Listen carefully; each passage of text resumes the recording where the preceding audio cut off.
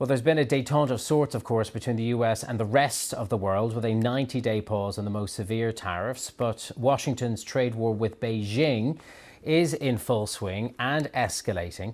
And in the world of freight, the Office of the US Trade Representatives has been considering a $1.5 million charge for Chinese ships to dock at US ports. Now, there has been some significant pushback from industry figures warning of the consequences. We are expecting an announcement on that later today. Joining me to analyse, Emily Stausbull, Senior Market Analyst at the shipping analytics firm Zenetta. Thanks for joining us, Emily. You're staying close to the story, obviously.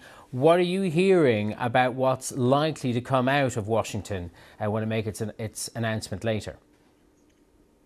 We're expecting changes to the proposal that was put out at the end of February, right? As you said, there was significant criticism of the plan from the industry during the public hearings over the past few weeks, and really expecting movement away from kind of the original proposal, but still with fees in place. To what extent yet is unclear. I guess it all depends on the scale of the fees. As you say, we've been just mentioned $1.5 million per ship.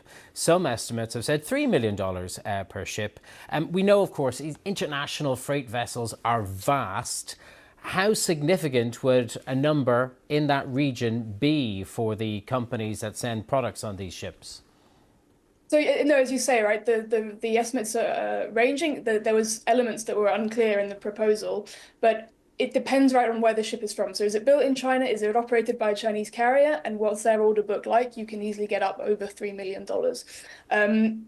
What we're seeing really is it's a huge impact. And if you say $3 million, $1 million per port call, the way these networks are set up, typically you would call more than one port when you go into the US, particularly when you go into the East Coast. And then that just sort of doubles and triples for every port call you make. So with our calculations, it's up to $1,000 on certain trade routes when we look at the ships that have been deployed over the first months of the year. And you know, what would happen, do you think, if we were talking about a charge in the millions of dollars? I mean, would the ships keep on sailing or to the US, or would it just be completely unprofitable to do so?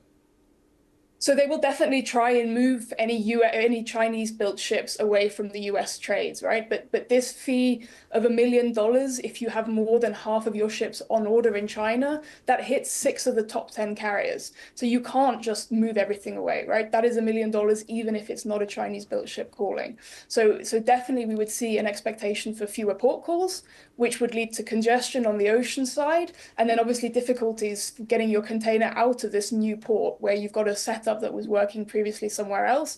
And obviously you're now looking for alternatives with everybody else in the same position.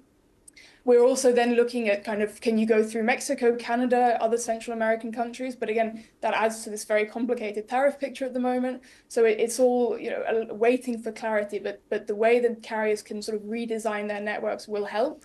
But with consequences for sure. For shippers, and they won't fully get rid of it. As you say, we are still getting to grips with exactly what these tariffs mean, or indeed where they are going. The US and China obviously has not reached a détente in the trade war. And I wonder if you're seeing already, looking at shipping that's happening today, any discernible impact on goods coming from China into the US at this moment in history.